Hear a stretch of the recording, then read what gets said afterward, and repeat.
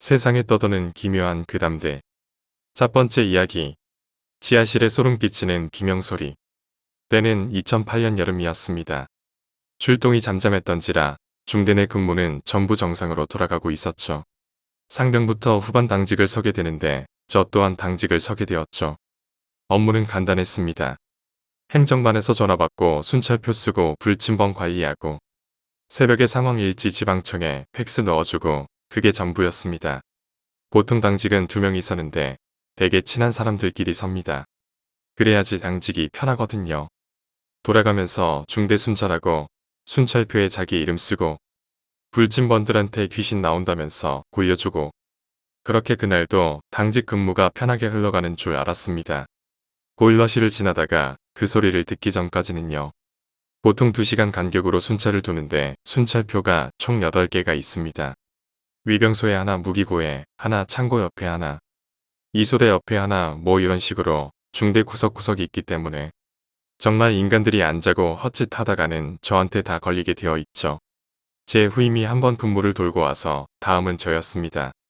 플래시를 들고 중대 순찰표를 쓰러 갔습니다. 보일러실은 무기고와 창고 사이에 있습니다.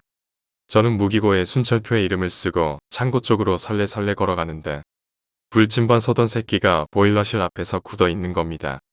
전 허튼 짓 하다 나한테 걸려서 저러는가 싶어서 서라는 근무는 안 서고 거기서 뭐하냐?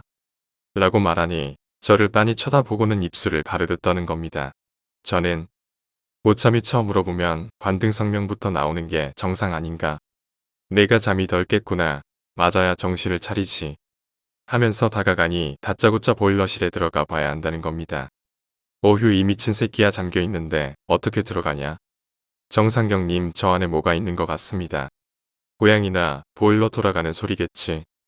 여름에 보일러가 왜 돌아갑니까? 살짝 열이 받더군요.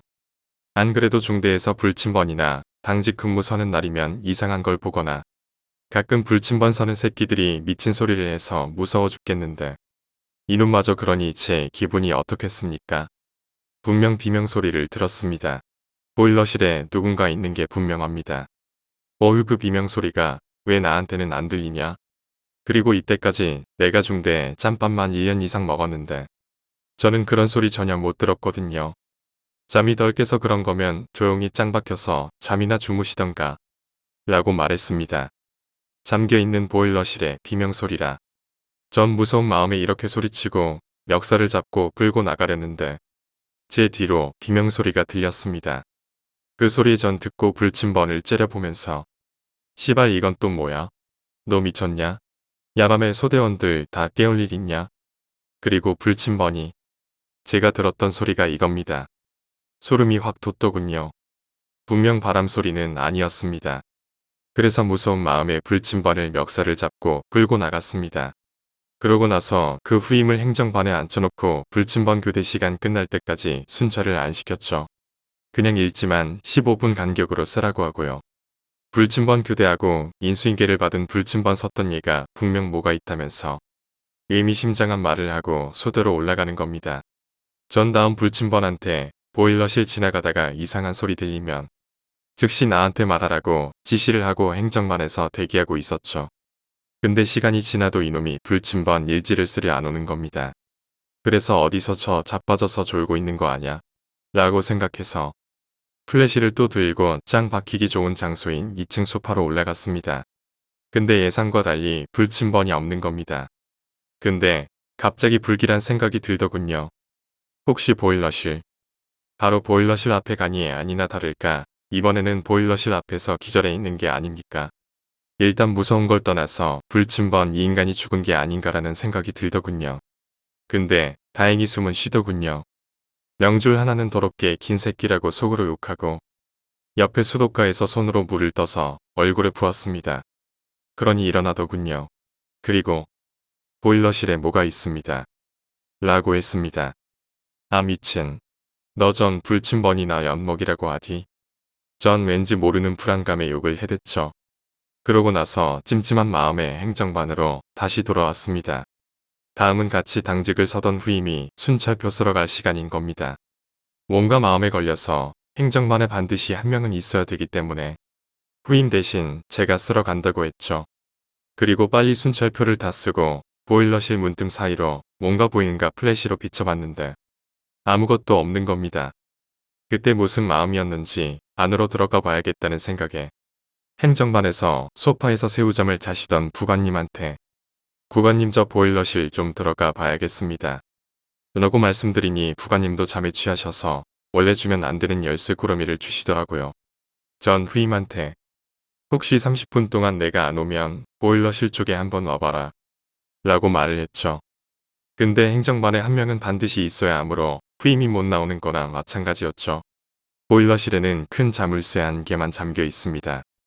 열쇠도 찾기가 쉽더군요. 열고 플래시로 이리저리 살피면서 들어가니 계단이 꽤 많더군요. 그리고 풍겨오는 휘발유 냄새. 휘발유통도 보일러실에 보관하더라고요. 그리고 바람이 들어올 만한 곳을 이리저리 살피고 있는데 보통 바람이 들어올 만한 곳이 없는 겁니다. 지하니까 창문이 있을 턱이 없고 헛것 들었나 싶어서 올라가려고 계단 쪽에 플래시로 이리저리 살폈는데 벽 쪽에 이런 글이 쓰여 있는 겁니다. "여기서 죽는 자 여기에 머물 것이다." 나 참 누가 이런 글을 썼는지 소름이 끼쳐 여기 더 있으면 안 되겠다는 생각에 계단을 찾아 올라가려는데 계단에 걸려서 넘어진 겁니다. 플래시는 다시 바닥에 떨어지고 플래시를 주우려고 잡는 동시에 무심코 플래시가 비치는 곳을 쳐다보니 보일러 사이로 보급 슬리퍼를 신은 발이 있는 겁니다. 발만 하얗게 보였습니다. 차마 위로는 못 보겠고 플래시 냅다 주워 들고 계단을 올라가는데 어찌나 그 길이 멀게만 느껴지는지 보일러실 다시 잠글 생각도 못하고 행정반으로 냅다 뛰어왔죠. 그리고 그 다음 날 부관님이 중대를 돌다가 열려있는 보일러실이랑 열쇠 꾸러미를 발견하고 후반 당직 서던 저희를 불러내서 누가 그랬냐고 물으시더군요. 그래서 제가 그랬다고 하니 몰래 거기는 왜 들어가냐고 막 뭐라 하시는 겁니다. 저야 비명소리가 들려서 들어가 봤는데 보일러 사이로 하얀 발이 있더라 말을 하니 부관님이 미쳤다면서 자기가 열쇠 꾸러미 준 거는 기억 못 하시고 영창을 보내겠다는 붕 뭐라고 하시는 겁니다. 전 진짜 본 거 맞다고 들어가 보자고 하니 부관님이랑 당직 서던 후임이랑 저랑 들어갔죠. 아침이니 괜찮겠다 싶어서 들어갔는데 어제 그 싸늘함은 그대로 있더군요. 플래시로 벽면을 보니 그 낙서는 그대로 있는 겁니다. 이런저런 말을 하고 불침번도 비명소리를 들었다고 하니 불침번들까지 다 깨어서 확인을 하시더군요. 덕분에 불침번 깨우는 고참으로 낚이니 지켰습니다. 다행히 영창은 안 갔지만 자체 훈련은 일주일간 받았어야만 했습니다. 소문에 의하면 보일러실이 원래 안 잠겨져 있었는데 거기서 하도 구타 가혹행위가 많아지고 급기야 자살하는 대형까지 발생하니 잠글 수밖에 없다고 들었습니다. 근데 아직도 의문인 게 그 낙서는 누가 한 걸까요? 그리고 그 하얀 발의 정체는? 두 번째 이야기, 방울소리. 제가 고등학교 때의 일입니다. 당시 부모님은 두 분 다 가게에 나가셨고 누님은 대학 생활의 낭만을 즐기느라 집엔 저 혼자 있었지요. 사실 집에 혼자 있는 일에 익숙한지라 저는 그냥 제 방에서 컴퓨터로 게임을 하고 있었습니다. 물론 제 방을 제외한 모든 곳에 불은 꺼놓은 상태였지요. 한창 게임에 열을 올리던 중이었습니다. 거실에서 희미한 풍경소리 비슷한 방울소리가 들리기 시작했습니다. 짤랑짤랑. 처음은 별로 의식하지 못했었지만 한번 귀에 들어온 소리는 점점 제 신경을 긁기 시작했습니다.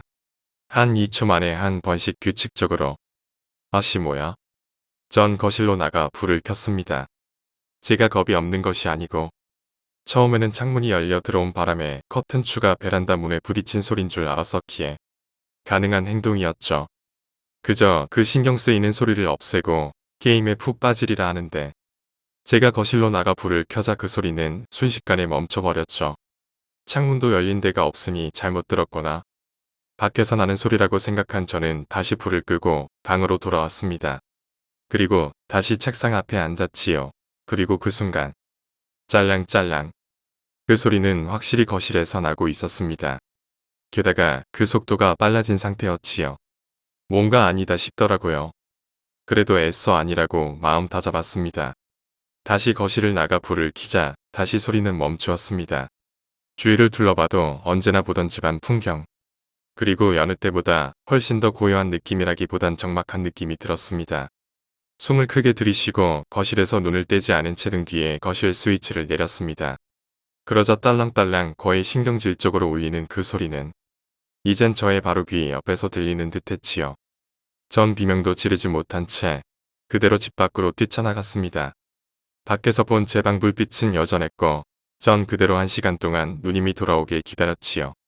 물론 누님의 조소는 덤이었습니다만 아직도 그 소리의 정체는 모릅니다. 그 이후로는 들은 적이 없지요. 단순한 고등학생의 히스테리였을까요? 아니면 잘 모르겠습니다. 세 번째 이야기.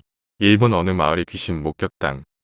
1993년 일본 츠쿠바시의 이바라치킨이라는 도시에서 3주 동안 귀신이 목격되는 일이 있었습니다. 토우노라는 운전수는 밤 10시쯤에 차를 몰고 가다가 아이 둘을 업고 길가에 쭈그리고 앉아있는 여성을 보고는 측은함이 생겨 차를 세우고 이 밤에 무얼 하냐고 물었다고 합니다. 그러자 그 여성은 손가락으로 한 집을 가리켰고 그녀를 태워줬습니다. 여성이 가리킨 집에 도착한 토우노는 놀랄 수밖에 없었는데 이 정체불명의 여성은 차 문을 열지 않고 그대로 차에서 나가 벽에 스며들듯이 집 안으로 들어가는 장면을 목격했기 때문입니다. 이상한 일은 이뿐만 아니었습니다. 한 가정주부는 자신의 아이가 밤이 돼도 자지 않기에 뭐하고 있냐고 묻자 아이는 친구랑 놀고 있다고 대답했습니다. 처음엔 그러려니 했지만 일주일 동안 아이가 마치 누군가랑 얘기하는 것 같이 굴기에 누가 있냐고 물었더니 아이는 아기 2명을 안고 있는 아줌마가 자기랑 놀아준다고 말을 했다고 합니다. 또 우유 배달원도 한 집 안으로 스며들어가는 아이를 업은 여성을 목격하는 등 마을 전체가 귀신 목격담으로 시달렸습니다. 심지어는 자고 있는 도중 아이를 업고 있는 여성이 나타나 밤새 시달렸다고 호소하는 사람들도 계속 생겨났죠. 그런데 이 귀신 목격담의 공통점은 그 귀신이 한 집을 가리키거나 들어가고 있었다는 거였습니다. 목격자들은 그 집에 뭔가가 있을 거라고 생각했습니다. 그 집은 의사인 노도이어의 집이었는데 그는 현재 출장 중이라 집에는 아무도 없었습니다. 이 와중에 또 이상한 일이 발생했습니다. 슌나라는 초등학생이 친구들과 야구를 하다가 야구공이 이어의 집으로 들어가자 공을 주우러 들어갔습니다. 슌나라는 공을 찾아 집 안으로 들어갔는데 이상하게 문이 쉽게 열렸다고 합니다. 야구공은 집에 화단은 없었기 때문에 슌나라가 집 안으로 들어갔는데 야구공은 현관에 있었습니다. 슌나라가 공을 잡으려는 순간 공이 굴러가더니 방 안으로 들어가는 것이었습니다. 아이가 공을 쫓아갔는데 그곳은 일본의 특징인 다다미 마루 된 방이었습니다. 공은 다다미 방의 방에 한 곳에 있었고 슌나라가 공을 잡으려는 순간 갑자기 다다미 방이 붉게 번지기 시작하는 것이었습니다. 이걸 본 슌나라는 무서워서 그대로 도망 나와 집으로 갔는데 아이의 발에도 피가 묻어 있었습니다. 피를 묻혀온 아이를 추궁한 엄마는 그 집이 점점 불길해져 경찰에 신고를 했습니다. 경찰은 처음엔 대수롭지 않게 여겼으나 목격자들의 성화에 시달려 방을 수색해 보기로 했습니다. 그 전에 집주인인 이어오에게 연락을 했으나 연락이 되지 않았기에 잠시 살펴보기로만 한 거였죠. 아이가 얘기한 다다미 방을 조사한 경찰은 곧 놀라운 걸 목격하는데 다다미를 밑에 단을 조사하니 그 안에서 잘게 토막난 세고의 시체가 나온 것이었기 때문이었습니다. 경찰 조사 결과 시체의 신원은 3주 전에 도쿄에서 실종된 에이코라는 술집 여성과 그녀의 한 살 빼기 아들, 딸의 시신으로 밝혀졌습니다. 경찰은 이 집의 주인 이어오를 주요 용의자로 지정하여 긴급 수배했고 한 호텔에 있는 그를 데려와 신문한 결과 에이코는 이어오의 동거녀라는 게 밝혀집니다. 그는 인턴 시절 술집 여성인 그녀를 만나 도쿄에 살림을 차리고 아이도 낳았지만 의사가 되자 술집 여성인 아내가 점차 불편해졌고 아내가 술집에 가는 걸 그만두지 않았습니다. 그녀가 술집에 계속 다닌 건 이어오의 빛을 탕진하기 위해서였지만 그는 아내와 아이들을 돌아가신 부모님이 물려준 집으로 데려와 살해하고 토막내어 다다미 밑에 단의 솜을 꺼내고 시신을 유기한 것이었습니다. 네 번째 이야기, 의문의 소리. 저는 강원도 인제에서 군 복무를 하였습니다. 뭐 정말 군부대 근처는 다 똑같겠지만 아무것도 없고 정말 시골 동네입니다. 그리고 겨울에는 정말 춥죠. 제가 상병 때 후임과 야간 탄약고 근무를 서고 있었습니다. 탄약고 근무를 올라갈 때 조장 1명, 근무자 사수 2명, 부사수 2명 이렇게 5명이 올라가서 6시간씩 근무하였습니다. 한 타임은 1시간 반씩이었고요. 근데 맨날 같이 근무 서는 후임과 서서 정말 할 얘기가 없더군요. 새벽 2시쯤 되니까 너무 졸리더라고요. 후임 여자친구 이야기도 슬슬 지겹고 이러면 안 되지만 후임한테 앞에 감시 잘하라고 하고 저는 살짝 졸었습니다. 아시겠지만 야간 근무는 거수절을 감시하는 것보다 순찰자들을 감시하는 거잖아요. 아무튼 그래서 졸고 있었는데 갑자기 후임이 수화를 하더군요. 그래서 저는 깜짝 놀라서 일어났습니다. 근데 후임 이놈이 정지만 계속 하더라고요. 그래서 전 순찰자가 장난치는 줄 알고 바깥을 봤죠. 근데 아무것도 없었어요. 정말 동물 하나도 없었어요. 그래서 전 후임한테 화를 내면서 지금 뭐 하는 거냐고, 나 놀리는 거냐고 뭐라 했습니다. 근데 이 후임이 하는 말이 죄송합니다. 순찰자는 아니었는데 군복 입은 아저씨가 언덕에서 올라오고 있었습니다. 라고 하더군요. 솔직히 이 말할 때 좀 무서웠습니다. 근데 이 후임도 너무 놀란 눈치라서 저는 일부러 욕을 하면서 너가 졸려서 헛것을 본 거라고 집중하라고 이야기하였습니다. 이 후임도 죄송하다고 하고 끝났죠. 근데 이 이야기를 들으니까 좀 겁이 나더라고요. 잠이 확 깨서 저도 같이 경계를 하고 있었습니다. 그러던 중에 대기초소와 경계초소 간의 의사소통을 하라고 있던 96K에서 호출 신호가 계속 울리는 겁니다. 그래서 무슨 일이냐고 무전을 하였습니다. 아무 이야기 없더라고요. 장난으로 넘겼습니다. 96K로 장난치지 말라고 이야기하고 96K를 내려놨습니다. 내려놓자마자 갑자기 제 귀에 살려주십시오, 살려주십시오. 이 소리가 들렸습니다. 처음 듣는 사람의 목소리였습니다.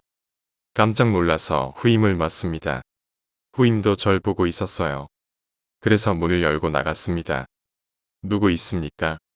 라고 제가 크게 말했습니다. 예. 이러더군요.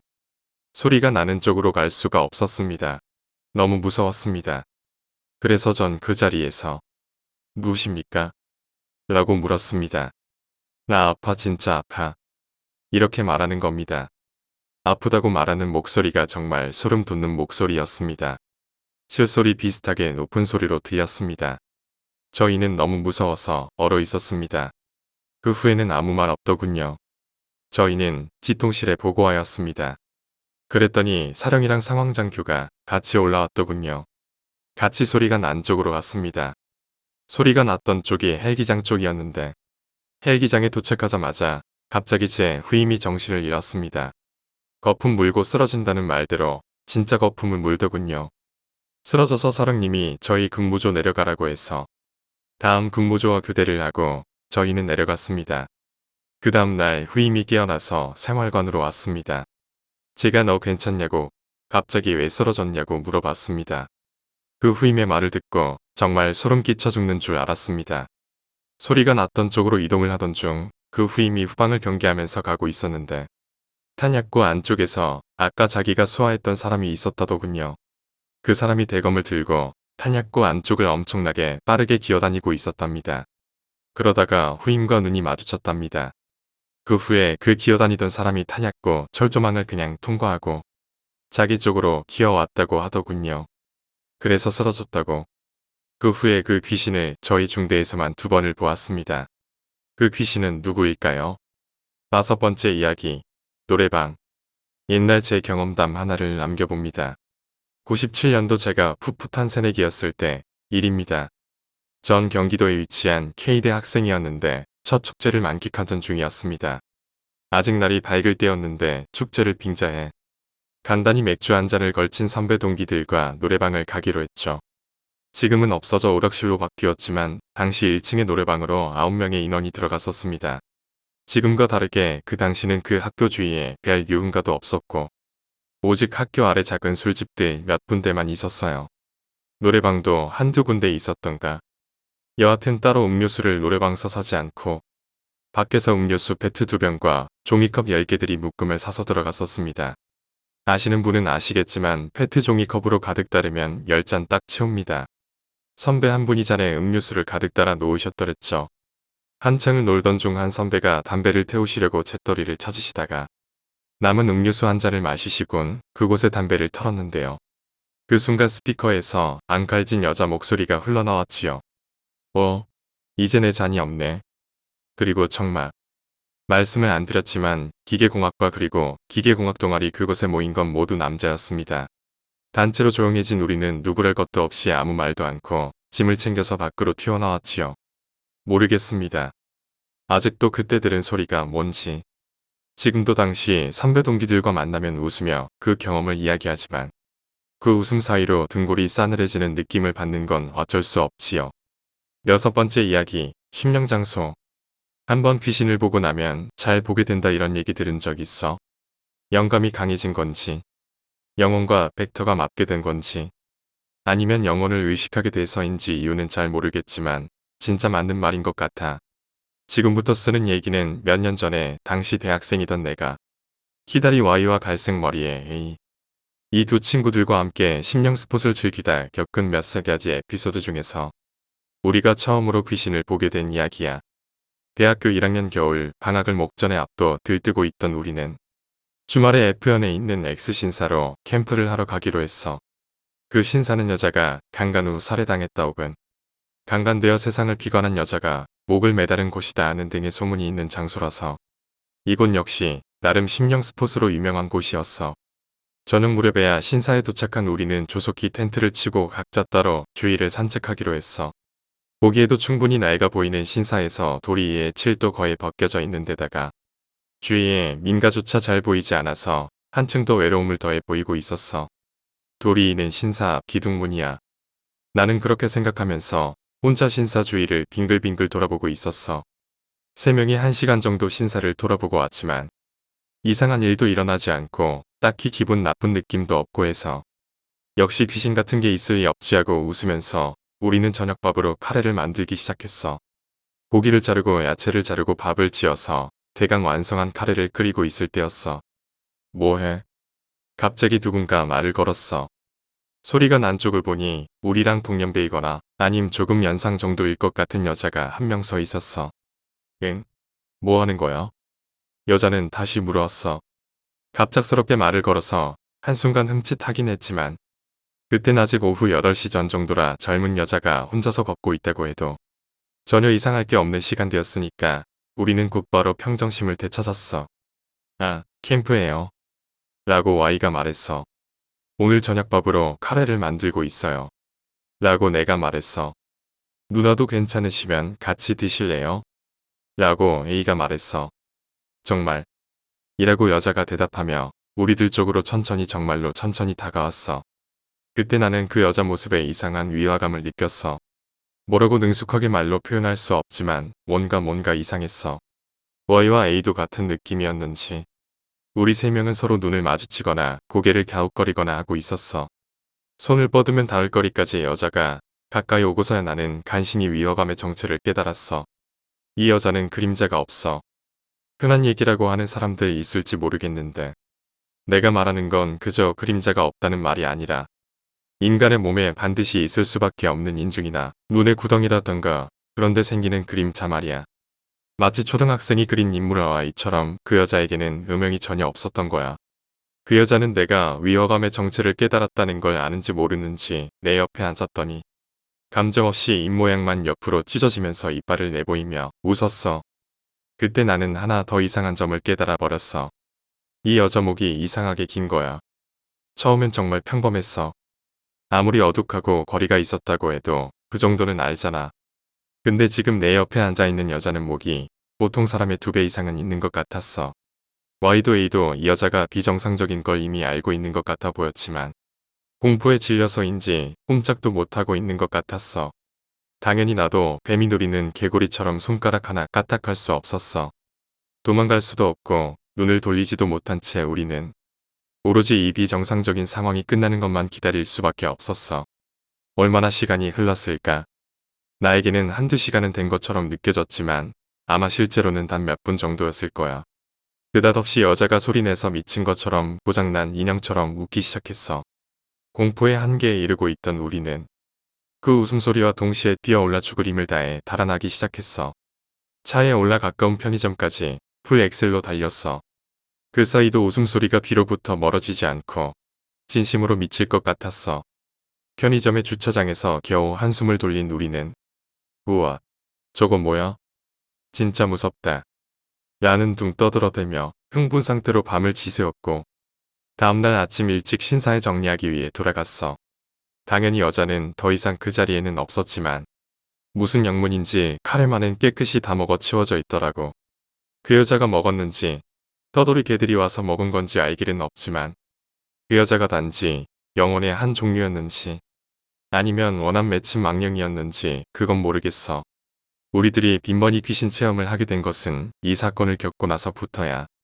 후일담이지만 이 사건의 일주일쯤 뒤에 Y와 A가 우리 그 신사 또 가보자라고 했을 때는 이 녀석들 정말 귀신에 홀려버린 게 아닐까 걱정이 되기도 했었어. 7번째 이야기. 두피. 내가 전에 살았던 원룸에서 있었던 일이야. 난 취직을 하고 회사에서 가까운 원룸으로 이사했어. 꽤 낡은 건물이었지만 덕분에 월세가 싸기도 했고 입지도 좋은 편이라 기분 좋게 이사했어. 첫 출근하는 날 아침 일찍 일어나 씻고 세면실에서 몸단장을 하고 있는데 빛이 안 보이는 거야. 이삿짐을 풀 때 분명히 거울 앞에 둔 것 같은데 아무리 찾아봐도 보이지 않길래 하는 수 없이 휴대용 빗으로 머리 손질을 했어. 그날 퇴근하고 돌아와서 여기저기 찾아봤지만 끝내 찾지 못했어. 부끄러운 얘기지만 난 사실 정리정돈을 잘 못해서 집안에서도 물건을 잃어버린 경험이 몇 번 있었어. 다음부터는 조심해야지 생각하고 새로운 빗을 사왔어. 일주일 정도 지났으려나 그 빗도 없어졌어. 세면대나 가구와 벽의 틈새, 가구 및 세탁기 아래 샅샅이 뒤져봐도 보이지 않았어. 이번엔 잃어버리지 않게 조심했었는데 첫 직장 생활로 피곤했나 보다 생각했어. 그리고 또 새 빗을 사왔어. 이번엔 전용 바구니까지 준비해서 쓰고 난 다음엔 신경 써서 제자리에 두곤 했었어. 그런데 이번엔 3일도 안 돼서 없어졌어. 거기다 더 이상한 건 자기 전에 제대로 놓여있는 걸 확인했었는데 감쪽같이 사라져 있었던 거야. 그렇다면 빛이 사라진 건 내가 잠든 한밤중이라는 거잖아. 혹시 스토커일까?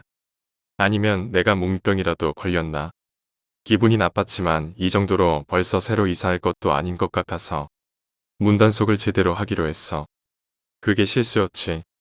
일도 바쁘고 해서 금세 신경 쓰지 않게 됐었지만 그때 빨리 이사를 갔어야 했어. 한동안 휴대용 빗만 쓰다가 어느 날 새 빗을 사왔어. 이번엔 빗에 2m 정도의 끈을 달아서 세면대 손잡이에 단단히 묶어놨어. 이제 내가 잃어버릴 일은 없겠지.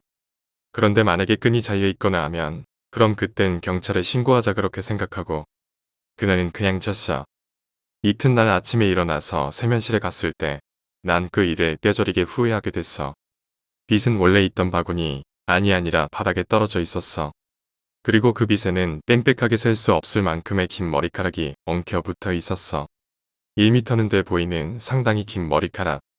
그리고 엄청나게 더러워 보이는 머리카락이 엉망진창으로 얽혀 있었는데 무언가 질척해 보이는 게 또 묻어 있는 거야. 자세히 보니 검붉은 덩어리가 보였어. 이건 두피.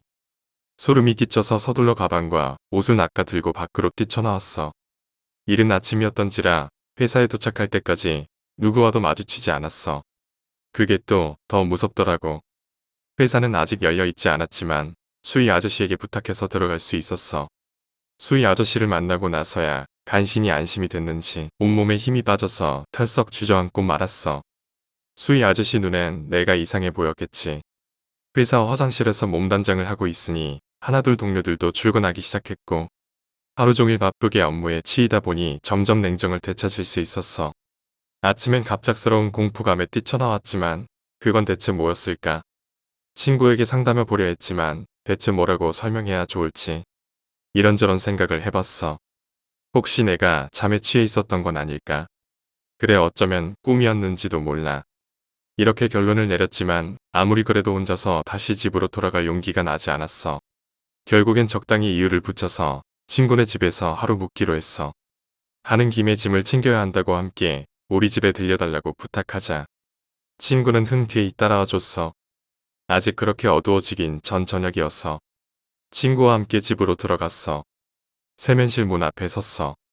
뒤에 친구가 있는 것을 몇 번이나 확인하면서 조심스레 세면실 문을 살짝 열어봤어. 열린 틈새로 들여다보니 바닥에는 아무것도 없었어. 다행이다 역시 꿈이었구나 하고 생각하면서 문을 활짝 열었어. 난 거기서 굳어졌어. 흔히들 몸이 얼어붙는다고 하는 게 바로 이런 걸까? 문을 연 채로 손가락 하나 까딱할 수도 없었고 목소리조차 나오질 않았어. 세면대 거울 안에 내가 서 있었어. 그런데 내 뒤에 있는 건 내 친구가 아니었어. 거기 있던 건 검은 털 뭉치였어. 뒤돌아서 있는 여자의 머리였다는 걸 알아차리는 데는 시간이 좀 걸렸어. 그 머리카락이 엄청나게 헝클어져 있었고 오물이라도 뿌려놓은 것처럼 더러웠거든. 산발을 한 머리카락 아래쪽에서 희끄모레한 것이 보이기 시작했어. 천천히 창백한 양손을 뻗어오고 있던 거였어. 천천히 손을 뻗어 어느새 내 휴대용 빗을 집어들었어. 내 뒤에서 뒷모습을 보인 채로 머리를 빗고 있어. 그런데 엉망으로 헝클어져 있는 머리가 비껴지지 않고 빗이 엉겨 붙어버렸어. 그런데도 거침없이 쭉쭉 머리빗을 잡아당기고 있어. 그러자 마치 가발이 벗겨지기라도 하는 것처럼 머리카락 덩어리가 뚝 떨어졌어. 찌익 하는 소리가 들렸어. 허연 살색과 빨간색이 뒤섞인 것 같은 여자의 뒤통수가 보였어. 머리카락과 함께 두피가 탑질째로 떨어진 건지 벗겨진 생살이 보이고 있었어. 그 뒤에 기억은 없어. 깨어나니 구급차 아니었어. 친구 말로는 내가 세면실 문을 열자마자 쓰러졌대. 그래서 바로 구급차를 부른 거고 병원으로 옮긴 거래. 그리고 세면실엔 끈으로 연결된 빗은 있었지만 머리카락은 붙어있지 않았다는 거야. 그런데 분명히 내 가방 넣어두었던 휴대용 빗은 없어져 있었어. 병원에서 검사한 결과론 아무 이상이 없었지만 회사엔 몸이 아프다고 하고 휴가를 얻었어. 하루빨리 새 집을 찾아서 이사하기로 했어. 집에 있는 짐은 아빠가 옮겨주시기로 해서 나는 두 번 다시 그 집에 가지 않았어. 물론 아빠한테도 세면실엔 절대로 들어가지 말라고 신신당부를 해두었지. 이사 온 지 얼마 되지도 않아 이렇게 갑작스레 이사를 하고 세면실 정리도 전혀 안 한 상태였는데도 집주인은 아무 말도 하지 않았어. 새로 이사를 왔지만 난 아직도 집에 빗을 둘 수가 없어.